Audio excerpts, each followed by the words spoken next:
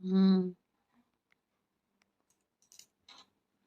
টেপিদি, টেপিদি, কে গো? আসবো? এসো। ও ভীমরুল। দিদি বলছি আমার এই বোতলটা তোমাদের একটু ফ্রিজে ঢুকিয়ে দিও। আর চল ওই ঘরটায় চলো, এসিতে একটু বসবো। না গো, ওই ঘরে হ্যাঁ? আমাদের লোক আছে। কে গো? ও একজন আমাদের লোক এসছে, গেস্ট শুয়ে আছে। কে? তুমি যেওনি আমাদের ঘরে, লজ্জা পাবে গো, আগে লজ্জা পাবে, যেওনি লজ্জা পাবে, যেওনি। বাঁদর কোথা? তোমার ছেলে?